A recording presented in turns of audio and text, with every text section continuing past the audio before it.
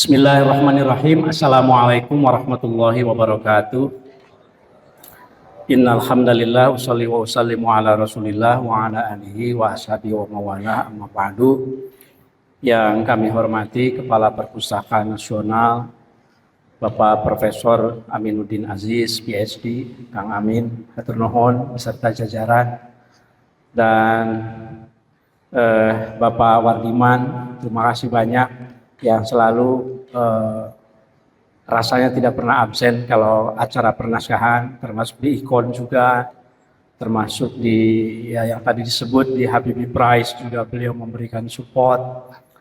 Terima kasih banyak. Dan tentu Pak Ketua, Pak Muhlis, saya biasa menyebut Pak Muhlis Payeni ini Pak Ketua karena beliau ini Ketua Ikon, Ketua Dewan Pakar Ikon, Ketua Dewan Pakar MKB, dan Ketua untuk teladan dalam hal pelestarian arsip-arsip dan dokumen. Terima kasih banyak. Sahabat saya Kang Mumu, Ketua Manasa, yang sebentar lagi akan diperpanjang masa, enggak ya, karena akan munas katanya, nggak tahu diperpanjang atau pensiun, yang sebetulnya sudah tertunda 2 tahun, 4 tahun malah ya, karena ada pandemi begitu. Beserta jajaran, saya mohon maaf tidak bisa menyebutkan satu persatu, dan juga Pak Ahmad serta tamu dari Persia, dari Iran, Syekh, terima kasih, syukran jazilan ala hudurikum fi hadal majlis fi hadil qa'ah. Saya mencoba untuk simple dan agak to the point, karena ada hal yang ingin didengar oleh Pak Kepala Perpusnas tapi di akhir itu. Cuma beliau kan jam 11.15 katanya akan ada keperluan lagi. Saya akan mencoba yang pertama, jadi silakan operator mengikuti irama saya saja. Ketika saya diminta untuk memberikan keynote speech, di slide pertama silakan, saya tanya ke Mas Agus apa temanya. Temanya adalah tema simposiumnya, maksudnya ya, Naskah Nusantara, Ingatan Kolektif dan Masa Depan Filologi Indonesia. Saya bilang, kenapa kita kok dari dulu hanya memikirkan diri kita sendiri? Masa depan filologi Indonesia itu artinya masa depan kita, itu filolog.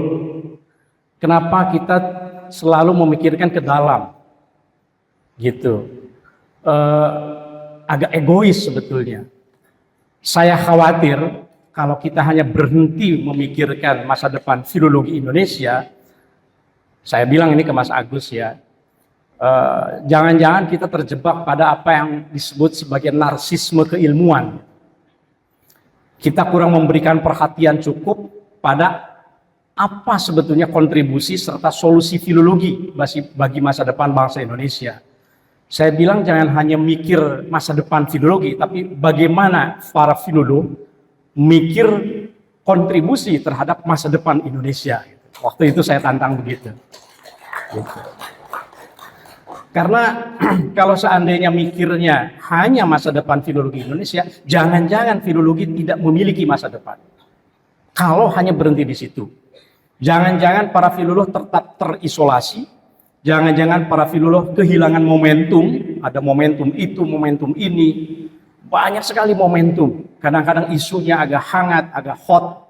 Kadang-kadang isu kemarin kan kerusuhan, tragedi Agustus. Sekarang sedang ramai lagi isu tentang pesantren dan lain-lain. Masa tidak ada di dalam manuskrip yang bisa dikontribusikan? Kira-kira seperti itu pemikiran saya. Jangan-jangan kalau kita hanya memikirkan masa depan filologi Indonesia, lama-lama kita kehilangan relevansi. Mikirnya filolog dan seterusnya.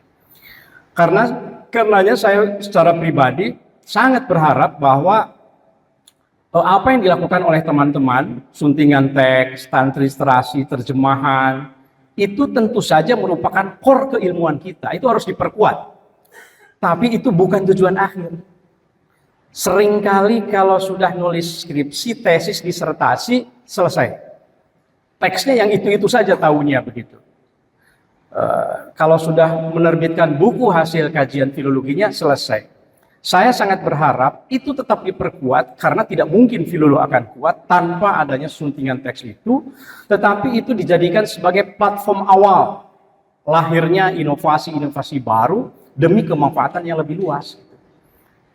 Ini keilmuan filologi ini kan knowledge-nya luar biasa, kearifan lokalnya luar biasa.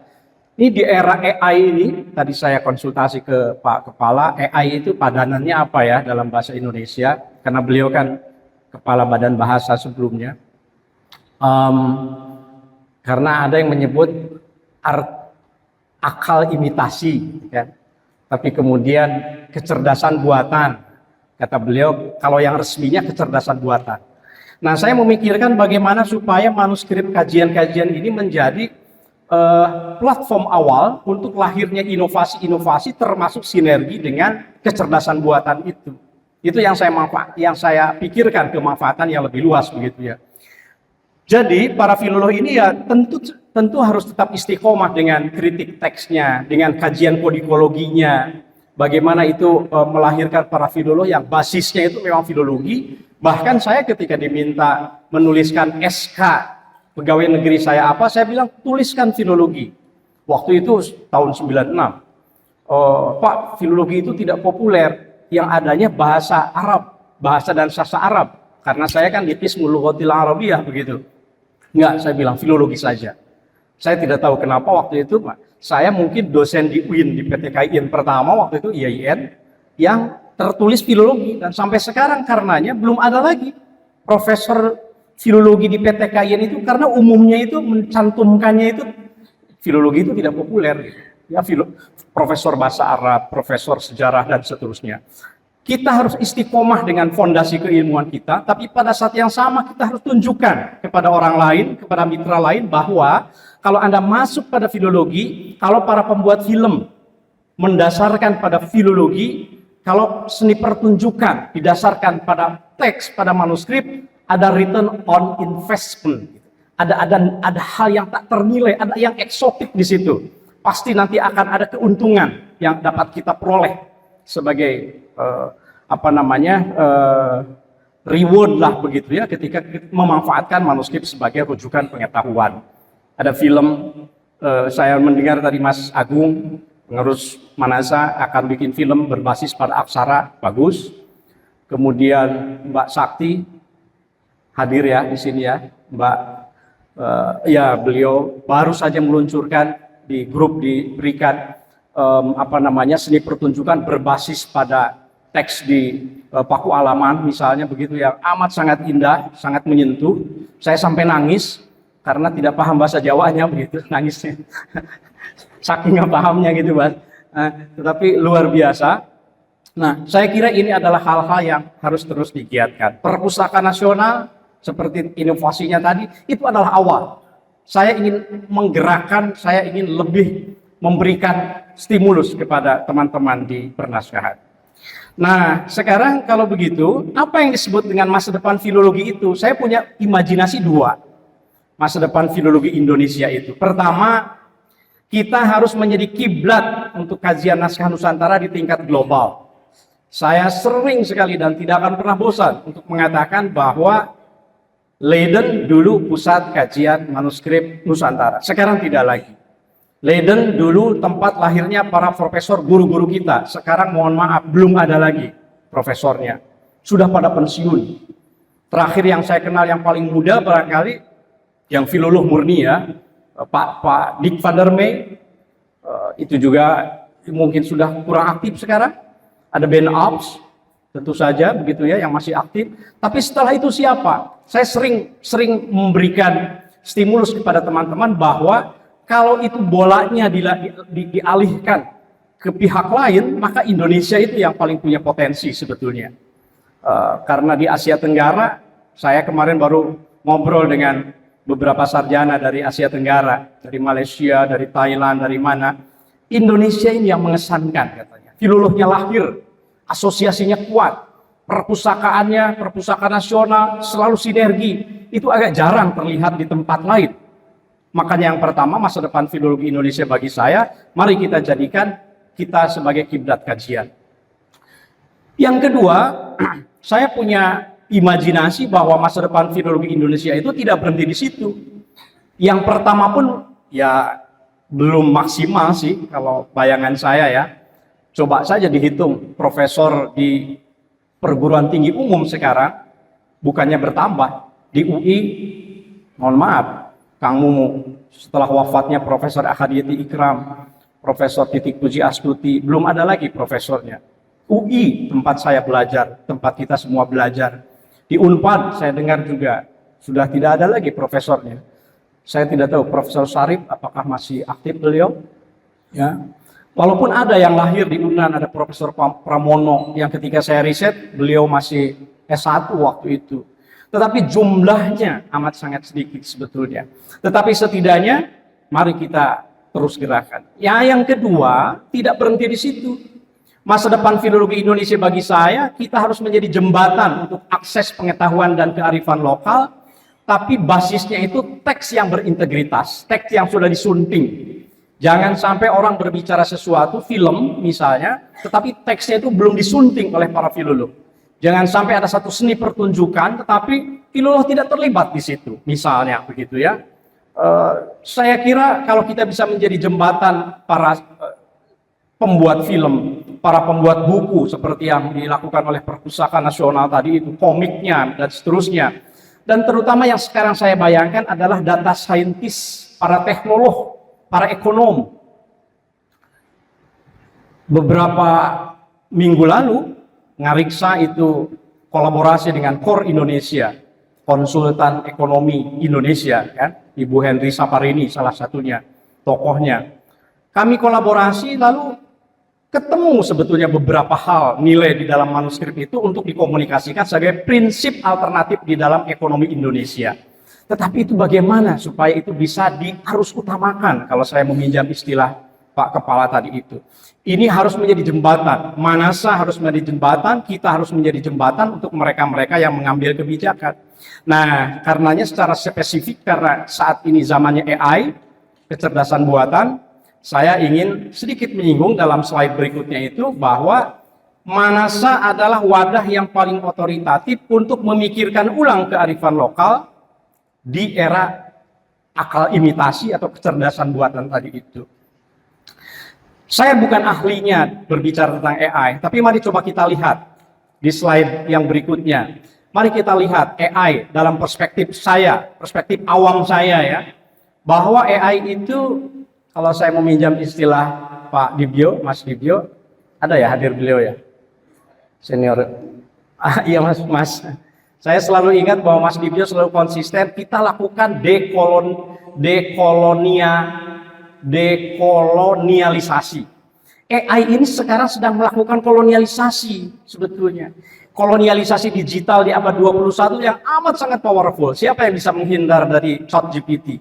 Siapa yang bisa menghindar dari DeepSeek? Siapa yang bisa menghindar dari AI macam-macam AI? Tidak ada. Nah, jadi kita tidak bisa menghindar dari AI. AI melakukan kolonialisasi terhadap kita. Maka kita harus melakukan dekolonialisasi. Nanti caranya mungkin akan kita bicarakan. Yang kedua, AI ini sangat bias pengetahuan generik yang global. Kalau nanya sesuatu, namanya juga dibuat ChatGPT oleh para sarjana di barat gitu ya.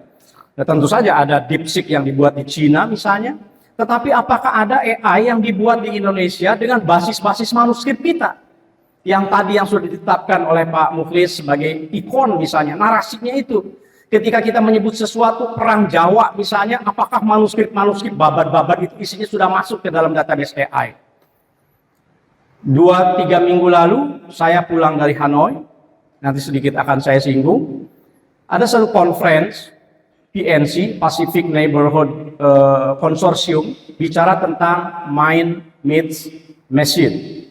Bagaimana sarjana di Taiwan menjelaskan bahwa mereka sedang melakukan satu modifikasi terhadap AI yang global itu, mereka isi dengan konten-konten Taiwan, sehingga ketika ditanyakan pertanyaan yang sama, jawabannya akan beda. Saya kira itu bisa kita lakukan di Indonesia, di Nusantara. AI dalam pandangan saya yang awam juga memproduksi nilai, logika, dan estetika berdasarkan realitas data dan algoritma. Kalau nilainya tidak kita masukkan dari kearifan lokal kita, AI tidak akan membaca. Kalau AI tidak dimasukkan logika dan estetika yang estetis menurut timur, menurut kita yang ada di dalam manuskrip, algoritmanya tidak akan bermain. Kira-kira seperti itu logikanya mengapa AI perlu kearifan lokal manuskrip. Karenanya kita perlu mesin AI yang humanis dalam tanda kutip, berkarakter dan berperspektif kearifan budaya lokal. Nah, di slide berikutnya saya tunjukkan sekedar contoh saja bahwa negara tetangga kita transformasi digitalnya amat luar biasa. Saya menyimak bahwa pada tahun 2030 transformasi digital di Vietnam itu masuk ke dalam heritage, masuk ke dalam ilmu-ilmu sosial, sehingga mereka bertemu semuanya berbagi, dan saya agak minoritas di situ. Saya mewakili Dreamsea, dan di Indonesia, dari Indonesia saya tidak melihat ada sarjana lain yang ikut berbicara di situ, apalagi manuskrip. Manuskrip menjadi salah satu sesi, syukurnya dilihat bahwa ini ada punya potensi. Saya kira kalau kita di Indonesia mau melihat masa depan filologi Indonesia, maka kita juga harus mempertimbangkan masa depan AI versi Indonesia yang berbasis pada teks dan manuskrip. Teman-teman sekalian, bisa dilanjutkan slide berikutnya. Ini gambaran saja bagaimana para sarjana beraktivitas di sana memikirkan apa yang tadi saya sampaikan.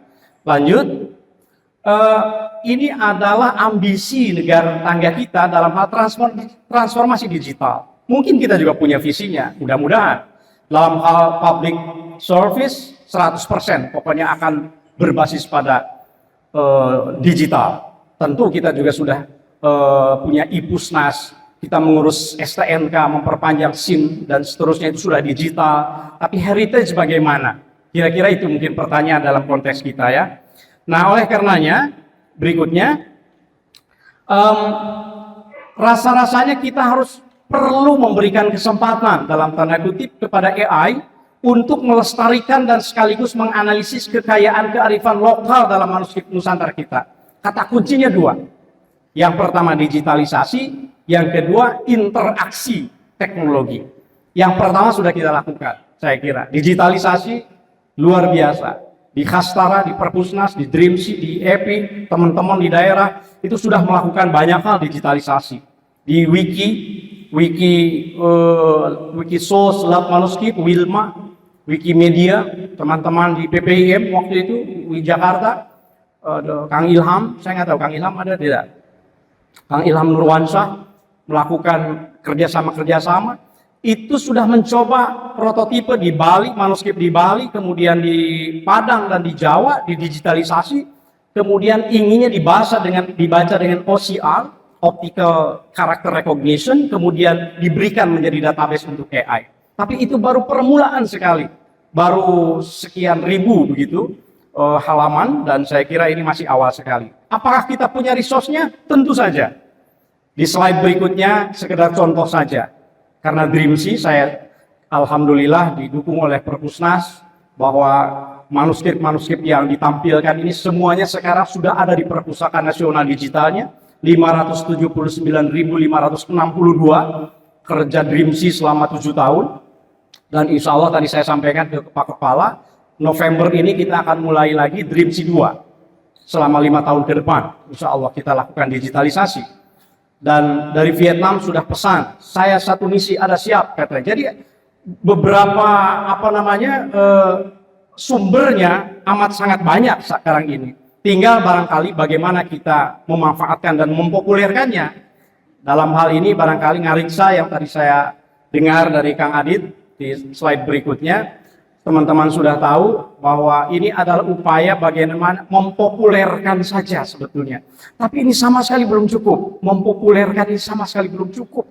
Yang harus lebih dilakukan adalah bagaimana menjembatani dan menjadikan, mengharusutamakan konten kearifan lokal di dalam manuskrip itu menjadi bagian dari database AI. Sekarang ini siapa sih yang tidak pakai AI? Membuat kurikulum, bahkan membuat pidato, membuat apapun. AI itu tidak perlu dihindari, tetapi dia jangan menggantikan akal kita. Itu normatifnya kan seperti itu. Yang kita lakukan ya sudah, manuskripnya ini bagaimana dimasukkan ke dalamnya. Tapi kan tidak hanya gambar, tidak bisa gambar langsung masuk saja. Harus dibaca dulu, harus ditransliterasi dulu, harus ada kerja filologi dulu. Nah, oleh karenanya yang terakhir, saya mengusulkan beberapa langkah untuk teman-teman di Manasa. Ini masa depan filologi Indonesia ini, saya kira ini cara mengubah paradigma. Saya ingin ini sedikit berefleksi ke belakang sambil kita memahami apa yang sedang kita lakukan sekarang, lalu ke depan mau ngapain kita, Manasa khususnya masyarakat Penasaran Nusantara. Yang pertama, kolom yang sebelah kiri, yang pertama itu eranya Pak Mukhlis Payeni, bukan berarti Pak Mukhlis sudah senior ya, Pak Mukhlis tahun 80-an maksudnya, digitalisasi melalui mikrofilm. Dengan Ford Foundation, mikrofilm naskah Sulawesi Selatan, saat itu siapa yang melakukan mikrofilm 4.000 sampai 5.000 naskah Sulawesi Selatan pada zaman Pak Mukhlis, dibikin katalog. Ketika saya masih kuliah, masih S2, masih S3, kita belum jadi siapa-siapa. Pak Mukhlis sudah melakukan itu. Konservasi, restorasi, mikrofilm, katalog, suntingan teks guru-guru kita, Ibu Ahadiyat Ikram, Ibu Baroroh Barin, Ibu Partini. Banyak sekali guru-guru kita melakukan itu. Kodikologinya. Saya dapat fundraising, dapat scholarship juga dari Ford Foundation, S2, S3. Tidak mungkin ada Oman sekarang ini kalau 20 sekian tahun lalu itu tidak ada beasiswa yang afirmatif bagi orang yang mau mengkaji filologi. Karena saya sebetulnya jurusannya sastra Arab. Saya tidak tertarik dengan filologi. Diminta oleh Bu Nabila untuk menulis skripsi filologi, saya tidak mau. Tapi begitu ada S2, ini 11 juta untuk meneliti dari program pengkajian naskah-naskah Nusantara, Ibu Dewaki waktu itu salah satunya, saya menjadi tertarik dan seterusnya. Itu eranya sampai tahun kira-kira 90-an. Lalu yang di kolom di tengah itu tiba-tiba ketika ada transformasi digital, mikrofilm berhenti, beralih ke kamera, ada digitalisasi. 2004 saya mulai terlibat pasca tsunami, digitalisasi di Aceh. Sebelumnya teman-teman di Yanasa, di Manasa, di Sulawesi, bekerjasama dengan Jepang dan seterusnya. Ada IEP dari British Library, ada Dreamsea. Tiba-tiba kita punya portal open access. Jutaan halaman tersedia di IEP, di Dreamsea. Dan itu gratis sama sekali, tidak perlu subscription berbayar. Kemudian kita mengenal apa yang disebut Filologi Plus. Ada kontekstualisasi dengan Islamic Studies, di mana ceritanya dulu ada IAIN itu ikut terlibat di dalam kajian filologi. Dulu tidak ada. Tapi setelah tahun 2000-an ada kontekstualisasi Islamic Studies. Mas Agus Iswanto salah satunya kemarin, itu disertasinya itu amat sangat bagus dan cum laude. Tercepat lagi di UIN Jakarta kemarin ya, sampai dapat cum laude gitu. Hebat. Itu berkat dari manuskrip juga. Teman-teman dari Puslitbang Lektur Kementerian Agama waktu itu pada eranya luar biasa melahirkan kader-kader. Kemudian Ibu Anabel melahirkan Facebook Filologi. Ketika ada satu masalah disampaikan, ini siapa ya penulisnya, ini siapa manuskrip ini, tiba-tiba komentar di Facebook itu memberikan informasi, oh ini tuh bacaannya ini penulisnya ini. Apa yang kemudian ditulis menjadi artikel Facebook Filologi. Ikon Perpusnas itu sudah kita lihat hasilnya seperti tadi. Ada repatriasi sekarang 28.000 sampai 30.000 meskipun bukan manuskrip ya, tapi di dalamnya saya ikut diskusi, ada beberapa manuskrip yang juga akan dikembalikan. Terakhir kita sedang mendiskusikan naskah-naskah Batak misalnya di Jerman juga melalui Pak Uli Kozok dan seterusnya. Ini kegiatan-kegiatan yang amat sangat banyak. Ada komunitasnya, ada Ngariksa, Wikimedia, ada transformasi teks dan manuskrip, komik, seni pertunjukan, Adisari ya yang Mbak Ratna. Kemudian transformasi ke batik, Pramono, dan juga di Mbak Sakti juga waktu itu. Dan terakhir saya mendengar ada istilah digital public philology dari Saudara Abror. Presentasi kemarin di tim ya. Di mana? Dalam sebuah festival. Dalam sebuah festival yang umum begitu, festival sastra, muncul filologi dengan satu istilah digital public philology. Filologi digital yang sifatnya itu populer.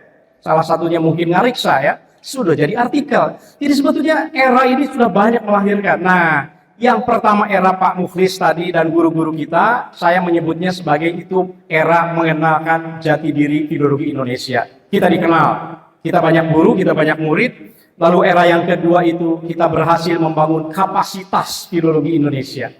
Jadi semacam capacity building, jaringannya dan seterusnya, ekosistemnya, ini sudah mulai terbangun. Nah, saya sangat berharap kolom yang terakhir yang ketiga ini adalah kolom masa depan filologi Indonesia, di mana kita mengukuhkan reputasi filologi Indonesia. Di situ eranya kolaborasi diperluas, akademisi, komunitas, teknolog, AI, media, harus ada cross-disciplinary approach, harus ada pendekatan yang jangan hanya memikirkan bagaimana masa depan filologi Indonesia, bagaimana masa depan Indonesia, kira-kira begitu, oleh para filolog dipikirkan. Bagaimana kita memberi inspirasi, solusi, inovasi, dan nilai ekonomi. Bagaimana supaya harus berubah paradigmanya bahwa mengubah manuskrip itu dari beban pelestarian menjadi aset pembangunan. Selama ini katanya kalau memberikan dana ke manuskrip, ya buat apa itu? Jadi seperti beban. Saya dengar perpustakaan nasional katanya dananya tahun depan nol. Masa nol? Tidak mungkin lah. Nanti ada perjuangan dari Pak Kepala pasti untuk tahun depan. Jadi jangan sampai manuskrip menjadi beban pelestarian, tapi menjadi aset pembangunan. Itu masa depan filologi yang saya bayangkan, kita kukuhkan reputasi filologi Indonesia. Yang terakhir, izinkan saya membacakan sekedar refleksi, seperti biasa di Ngariksa, di slide berikutnya. Ini tentu saja untuk teman-teman yang biasa saya sapa sebagai Sobat Ngariksa. Sobat Ngariksa, ribuan halaman naskah kuno sudah kita selamatkan. Teks-teks sulit dengan bahasa dan arkaik, dengan bahasa arkaik sudah puluhan dan mungkin ratusan kita terjemahkan. Guru-guru filologi telah amat berjasa meletakkan fondasi ilmu demi kemajuan filologi Indonesia. Berkat itu, kini Manasa terdepan dalam menjaga ingatan kolektif bangsa melalui kajian, diskusi, dan aneka penerbitan. Namun, zaman terus berubah. Akal imitasi atau kecerdasan buatan AI menjadi rujukan pengetahuan. Masa depan filologi Indonesia pun dipertanyakan. Digitalisasi manuskrip tidak lagi dianggap memadai. Kemanfaatan yang lebih besar kini dinanti. Manasa harus perkaya paradigma dari advokasi preservasi ke advokasi pemanfaatan.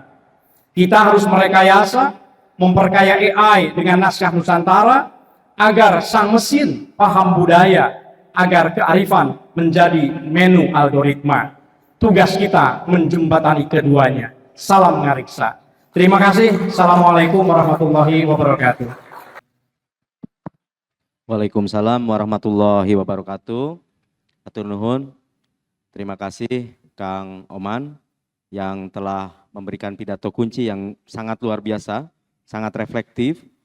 Saya mengintisarikan, barangkali slide sebelum yang terakhir itu menjadi catatan kunci bagi kita bahwa filologi telah melalui berbagai proses sejarah yang panjang, dari mulai era pengenalan jati diri yang paling mendasar melalui restorasi, katalogisasi, kodikologi, dan lain-lain, hingga era saat ini ketika filologi mulai berkembang, ada akses yang terbuka melalui digitalisasi, ada karya-karya kreatif yang berbasis pada ilmu filologi. Nah, tetapi di masa depan banyak sekali tantangan, apalagi di era akal imitasi, sehingga kolaborasi sangat dibutuhkan dan kita perlu bukan hanya memikirkan soal masa depan filologi Indonesia, tapi soal masa depan Indonesia dan sumbangan filologi terhadap masa depan bangsa tersebut. Kurang lebih seperti itu intisari yang mungkin bisa saya rangkum. Di sela-sela tadi pidato juga Pak Oman memberikan fatwa bahwa Kang Mumu 3 periode gitu. Mudah-mudahan fatwa ini dicatat oleh Notulen. Saya ingin mengundang Bapak Ibu sekalian untuk bertanya atau berkomentar. Saya buka 3 penanya. Baik, terima kasih Bapak Kepala Perpustakaan Nasional Profesor Aminuddin Aziz yang telah membersamai kami.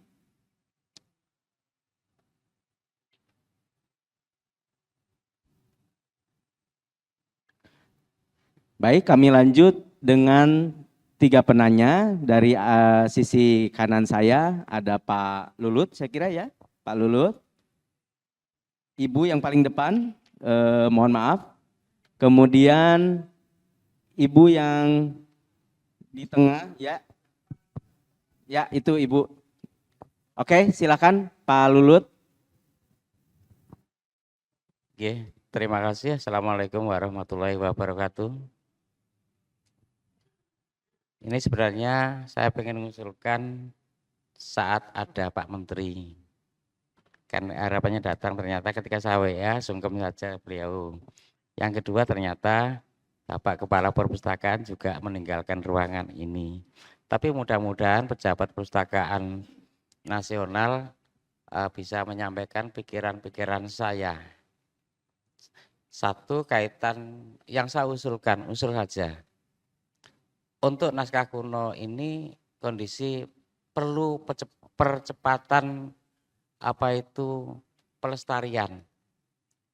Di antaranya adalah kalau hanya dialih mediakan saja kurang arif karena banyak di masyarakat akhirnya juga dijual.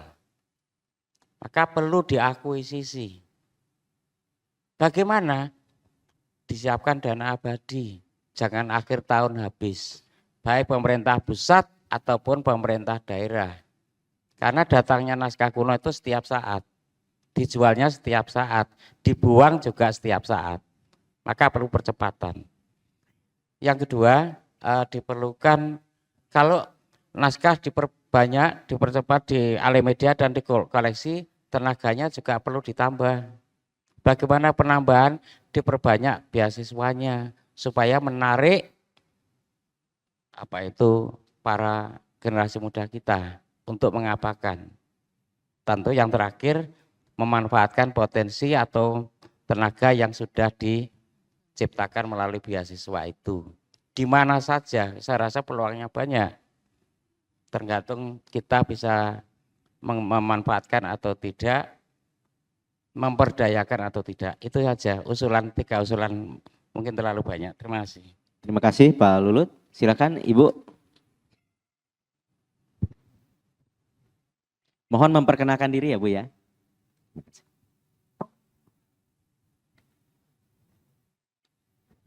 Terima kasih. Assalamualaikum warahmatullahi wabarakatuh. Alhamdulillah hari yang berbahagia buat kita bertemu untuk mengkaji ulang. Tentunya kalau kita berpikir ulang untuk kaum milenial bahwa yang namanya naskah Nusantara di situ membangun kearifan lokal yang sangat kaya di Indonesia ini, namun tidak begitu diminati oleh kaum milenial.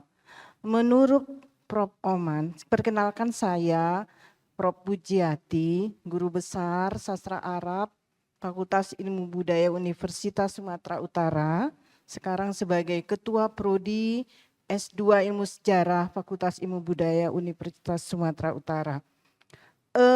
Jadi solusinya bagaimana ke depannya ya untuk mengatasi model pembelajaran atau publikasi ya. Kalau lagu Tabola Bali itu begitu milenial, begitu viral untuk bangsa ini, untuk kaum milenial sampai generasi tua juga. Bagaimana kita membuat satu model publikasi yang sehingga kaum milenial merasa tertarik, berminat dan akhirnya mencintai kekayaan bangsa kita. Itu pertanyaan pertama. Apakah bisa kita jadikan kerjasama dengan Mendikbud, dengan pendidikan, muatan lokal, supaya ini masuk dalam pembelajaran apakah di bahasa Indonesia atau di bagian IPS, pendidikan sejarah, dan kemudian kaitannya dengan kearifan lokal, naskah Nusantara. Yang pertanyaan berikutnya tadi disampaikan tentang AI. Saya tertarik sekali tadi disampaikan akal imitasi. istilahnya ya, bukan lagi kecerdasan buatan. Karena ini problem bagi kita dosen dalam mengajar, sangat mudah dan instan bagi mahasiswa mengerjakan tugas dengan menggunakan AI. Kalau dosennya tidak cerdas juga akan kelabakan dalam menggunakan teknologi ini. Pertanyaan saya, bagaimana pandangan Prof. Oman berkaitan tadi adanya kolonialisasi digital abad 21 powerful? Apakah kolonialisasi ini terjadi berkaitan tentang naskah Nusantara yang begitu kaya tadi itu menjadi ambivalen untuk budaya global gitu? Bagaimana proses penciptaan kolonialisasi melalui AI? Berkaitan juga dengan AI bias pengetahuan generik global. Bagaimana maksudnya? Terima kasih. Assalamualaikum warahmatullahi wabarakatuh. Silakan yang terakhir untuk sesi ini. Terima kasih atas kesempatan yang diberikan. Salam kenal Kang Adit, Prof. Oman, dan Bapak Ibu para suhu filologi di Indonesia. Saya Nur Hidayati, saya mahasiswa sejarah di The University of Queensland, Australia. Ya, saya datang dari Australia, dari Brisbane, beberapa waktu lalu untuk bisa mengikuti kegiatan ini. Jadi saya ingat tahun 2003 kalau nggak salah, saya mendapatkan beasiswa penelitian dan penulisan dari PPIM. Saat itu Pak Oman masih sedang awal-awal merintis kerja-kerja filologi, dan saya masih mahasiswa junior sekali saat itu. Saya percaya sekali dengan suatu saat Prof. Oman akan jadi sebuah nama besar di Indonesia gitu dalam kaitannya dengan ilmu filologi. Dan ternyata alhamdulillah saya bisa bertemu panjenengan kembali. Kemudian yang kedua kaitannya dengan interaksi. Saya ingin menyampaikan bahwa pada dasarnya mungkin saya di sini sebagai wajah baru begitu, saya ingin berkenalan dengan teman-teman, dan dalam komunitas saya sebenarnya beberapa teman-teman sebagai selain sebagai mahasiswa, saya juga sebagai penulis fiksi gitu. Beberapa teman-teman penulis fiksi itu beberapa menggunakan kajian-kajian naskah sebagai bahan cerpen mereka. Saya termasuk salah satunya. Jadi ada salah satu cerpen saya yang menggunakan interpretasi dari Srike tentang bagaimana kitab Pangeran Bonang itu berada di Leiden University Library. Itu saya tulis dalam sebuah cerpen. Kemudian ada salah satu teman saya yang 2020 kalau tidak salah menjadi emerging writer Ubud Readers and Writers Festival. Beliau juga menulis cerpen tentang yang berasal dari naskah Pararaton seperti itu. Jadi sebenarnya kerja-kerja seperti itu sudah ada, tapi memang sangat tidak terdengar seperti itu. Sehingga saya ingin mengabarkan kepada Bapak Ibu semua bahwa meskipun saya wajah baru di filologi, tapi kerja-kerja seperti itu sudah ada. Jadi mari bergandengan tangan bersama seperti itu. Bahkan saat ini juga sebagai mahasiswa sejarah gitu, saya meletakkan passion saya dalam dunia filologi sehingga saya ingin berguru kepada Bapak Ibu semuanya. Nah, saya sepakat sekali dengan yang disampaikan Prof. Oman bahwa tadi ada dua aspek, digitalisasi kemudian interaksi.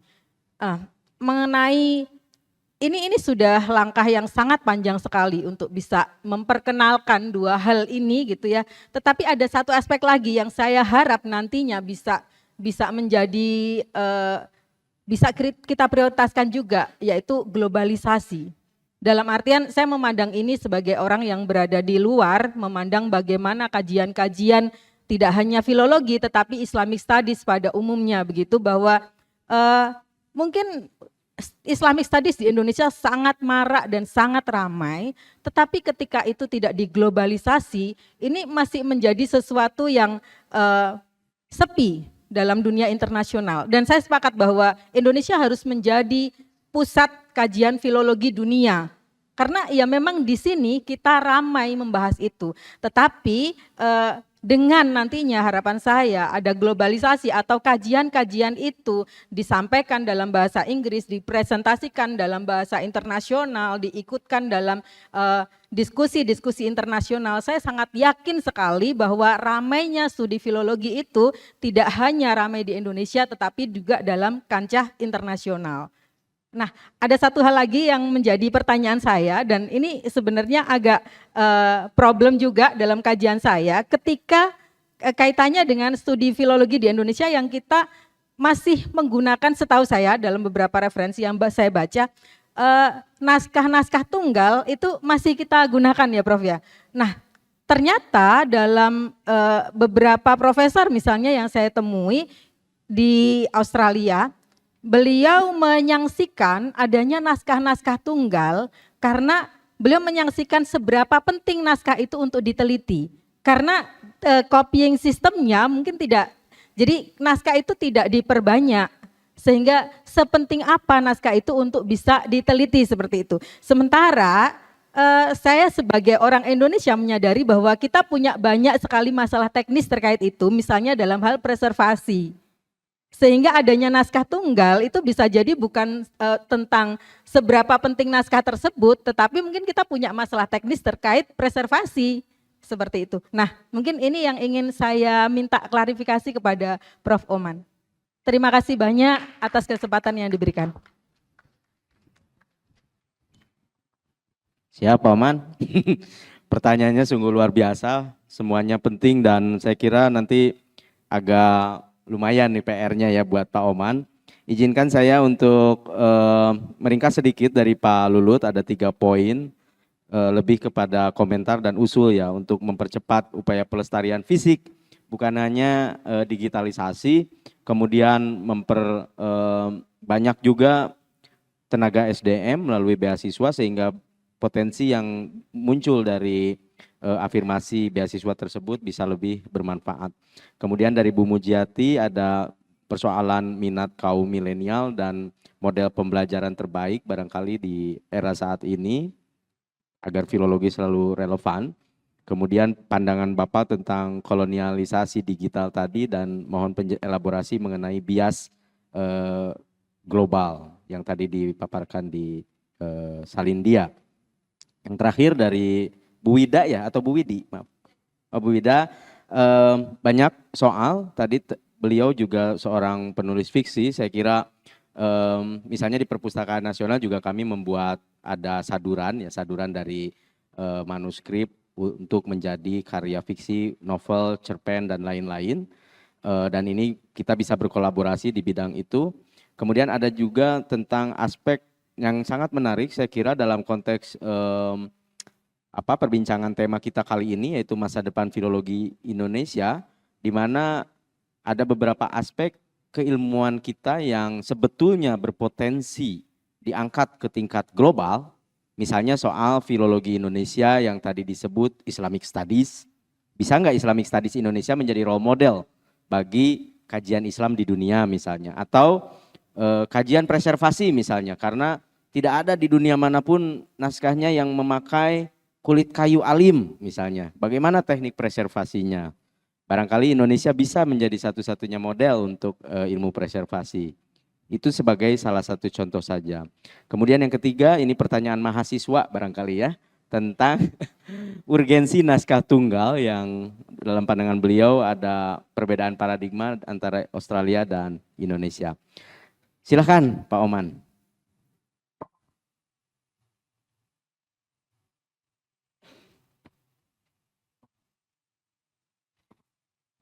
Terima kasih Kang Adit. Pak Lulut, pertama terima kasih. Pak Lulut ini beliau seorang kolektor manuskrip di Malang yang terus bertambah koleksinya. Kolektor dalam konteks preservasi itu yang menarik buat saya dan edukasi ke para siswa ya. Apa yang disampaikan Pak Lulut tentu bukan pertanyaan, tetapi apa yang sering saya sampaikan juga bahwa kita perlu melakukan percepatan pelestarian. Memang apa yang dilakukan oleh Pak Lulut itu akuisisinya itu. Nah, akuisisi ini kan kalau oleh masyarakat kan punya keterbatasan. Memang ya harus negara kalau akuisisi. Jadi manggalah Kang Adit ini barangkali dengan jajarannya di Perpusnas ya. Karena bukan hanya dari masyarakat saja, kalau kita mau bicara repatriasi manuskrip balik dari Belanda, dari Eropa ke kita di sini, kan kita harus punya kapasitas juga untuk merawatnya gitu. Nah, saya setuju dalam hal itu. Nah ini yang kedua ini yang memang sering saya suarakan, beasiswa itu perlu afirmasi. Ketika saya bicara soal beasiswa ke para pengambil kebijakan, dibilang bahwa jawabannya itu sudah ada, silahkan di LPDP, silahkan bersaing. Tentu di LPDP itu untuk semua bidang, termasuk manuskrip ya, termasuk filologi. Tetapi beda kalau seandainya kita bisa menambahkan kebijakan afirmasi. Afirmasi itu keberpihakan kepada bidang yang memang tidak diminati gitu. Kalau tidak ada afirmasi, dulu kan afirmasinya dengan dari Ford Foundation kalau dulu ya, dengan program penggalangan naskah Nusantara gitu. Jadi mungkin harus ada afirmasi terhadap bidang ini. Apa yang dilakukan Kementerian Agama dulu tahun 2000 sekian begitu, pertengahan 2010 atau berapa begitu ya, dengan Puslikbang lekturnya, itu kan melahirkan ini teman-teman ini. Saya ingat banget perjuangan almarhum Pak Andi dulu ya, kemudian Pak Ato, Pak Maidir gitu, pimpinannya itu bikin afirmasi, bikin beasiswa untuk 20 orang sekaligus. Living cost-nya saja waktu itu di atas rata-rata 2,5 juta kalau tidak salah. Rata-ratanya 1,5 juta. Ketika ditanya kenapa, diperiksa begitu oleh BPK mungkin. Loh ini kenapa tinggi sekali biayanya? Jawabannya itu untuk manuskrip ini mengfotokopinya saja itu mahal. Silahkan kalau seandainya ada yang murah gitu. Jawabannya ada argumen-argumen gitu ya. Dan kemudian kan melahirkan beberapa teman. Ada Saudara Husnul Fahimah, ada Zulkarnain, ada beberapa orang lah, saya kira termasuk Agus Iswanto gitu kan. Itu afirmasi namanya. Sekarang itu tidak ada. Jadi saya kira ini memang diperlukan. Cuma saya nggak tahu siapa sekarang ini karena ada efisiensi segala sekarang kan. Perpusnas juga anggarannya dikurangi gitu. Jadi saya nggak tahu ini harus mengadu ke siapa. Padahal dana ya kita banyak lah, Danantara juga banyak, cuma mungkin nggak ada yang dipakai manuskrip ya. Iya harus kolaborasi ini. Gitulah Pak Lulut ya, ini curhatan Pak Lulut saya kira. Kemudian Prof. Mujianti, terima kasih banyak. Ya saya bukan Superman juga, jadi kalau ditanya sesuatu belum tentu jawaban saya juga benar begitu ya. Bagaimana sebetulnya menarik milenial? Ini yang saya juga tidak punya keahlian pada dasarnya. Siapa yang tertarik dengan ngariksa coba? Saya gagal sampai sekarang untuk menarik subscriber jutaan itu kan nggak ada. Tapi saya ya sudah al istiqomah khairum min alfi karomah gitu. Nah itu kan santri kan, istiqomah aja deh udah pokoknya 6 tahun terus aja bacain manuskrip. Ada banjir saya cari manuskrip banjir. Ada tragedi kemarin ya saya bicara soal manuskrip kesultanan, nasihat kepada para penguasa kan.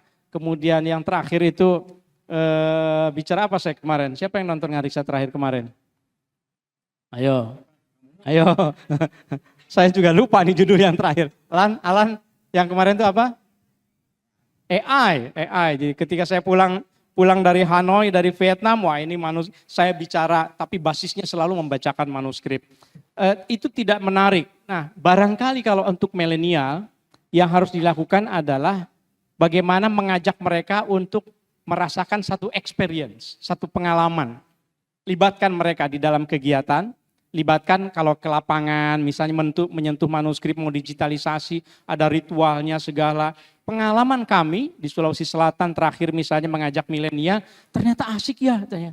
Asik itu diajak ke Pinrang waktu itu, ke Bone, kemana begitu. Asiknya bagi mereka bukan ya manuskripnya bagi mereka enggak ini, tapi experience memegang yang bau-baunya, kemudian menurunkannya, itu ternyata udah ratusan tahun ya katanya. Kemudian pengalaman ketika saya bacakan, ini nih yang kedua barangkali selain experience, bacakan atau ajak mereka untuk mengenal yang kira-kira itu dunia mereka, dunia muda-mudi mungkin. Saya bacakan waktu itu karena masih pada pengantin baru mungkin, ini obat kuat nih saya bilang gitu. Kira-kira begitu, tapi mereka terlibat begitu di dalam kegiatan pernaskahan itu.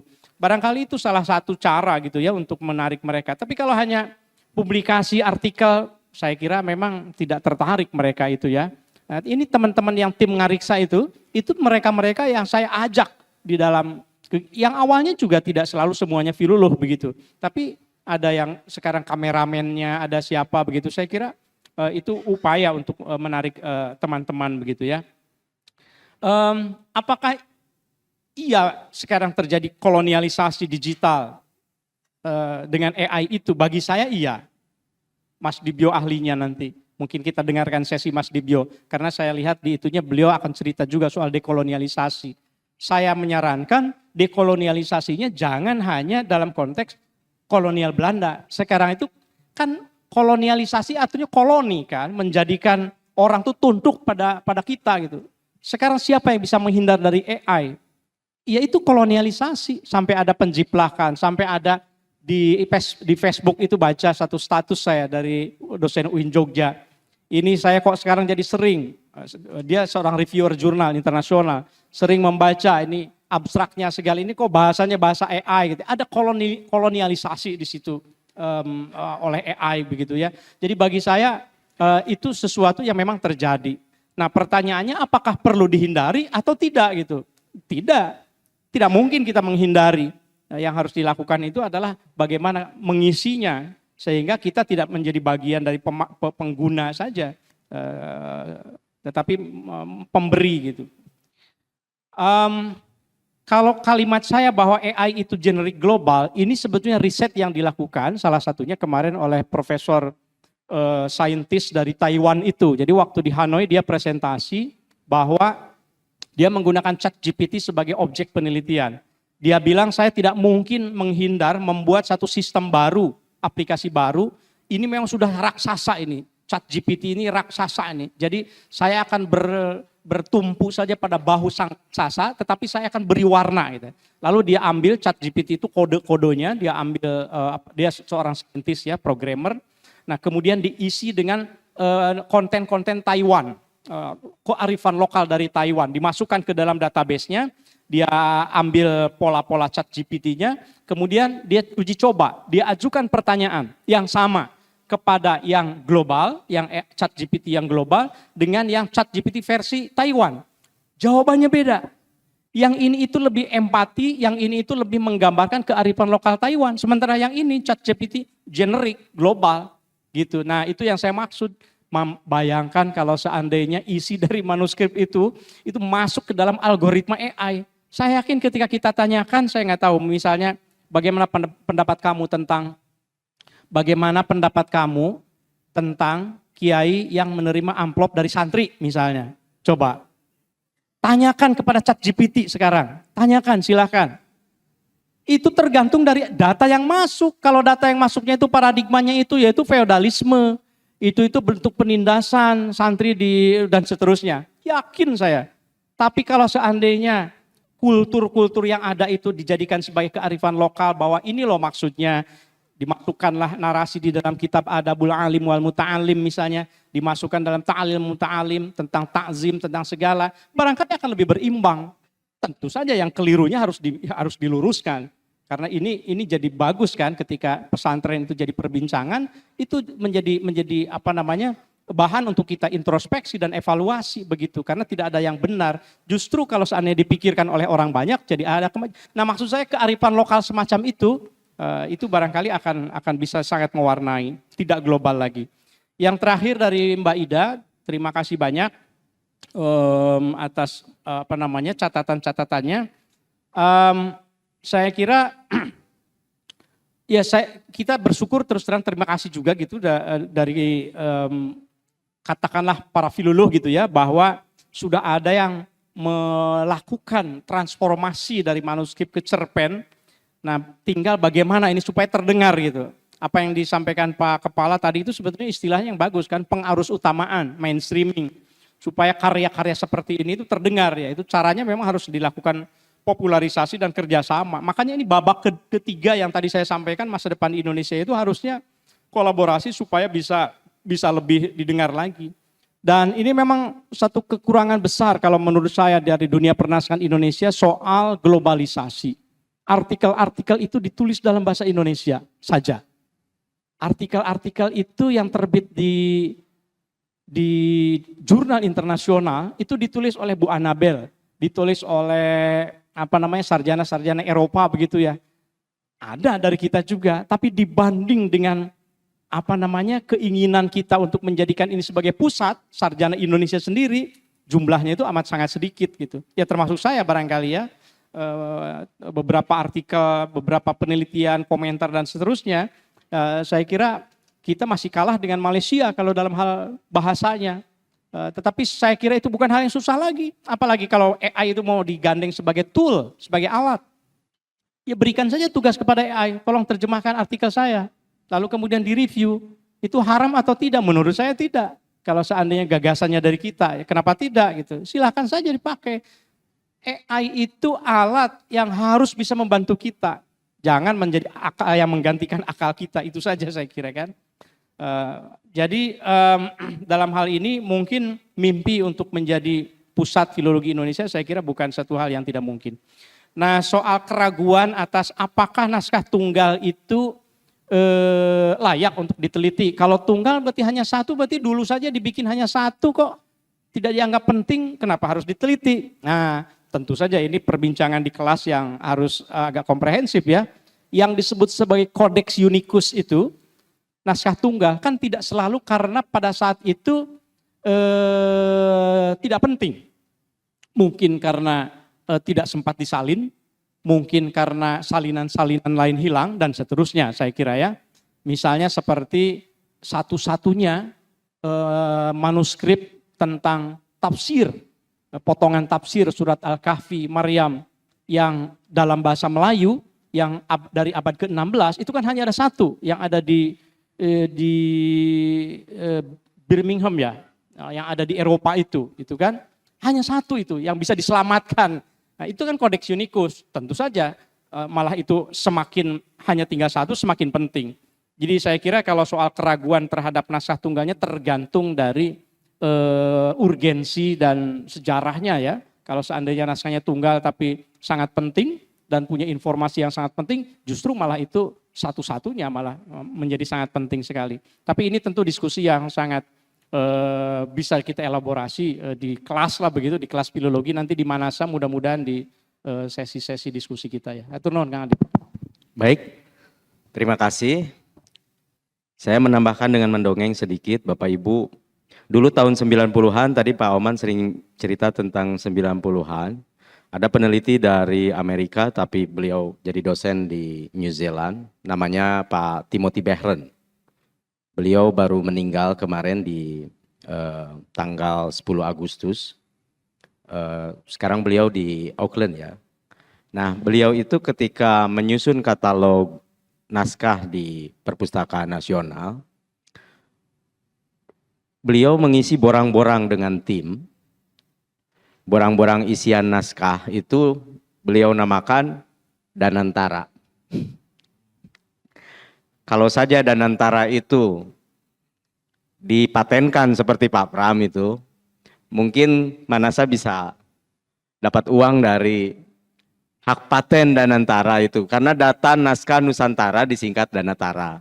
Sekarang Danantara jadi super holding yang luar biasa kaya, sementara manuskrip karunya.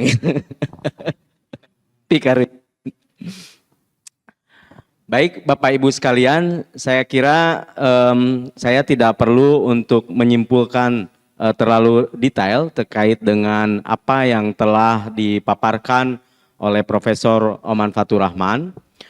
Terima kasih kami ucapkan kepada Pak Oman Fathur Rahman yang telah memberikan, saya kira memberikan pengantar yang sangat substantif, relevan bagi diskusi-diskusi kita di setelah makan siang nanti dan dalam sesi-sesi paralel di hari besok di kantor Subroto. Sekali lagi saya haturkan terima kasih Pak Oman, kita berterus yang paling hangat bagi beliau. Saya kembalikan kepada pewara untuk melanjutkan. Terima kasih atas perhatiannya. Wabillahi taufik wal hidayah. Wassalamualaikum warahmatullahi wabarakatuh.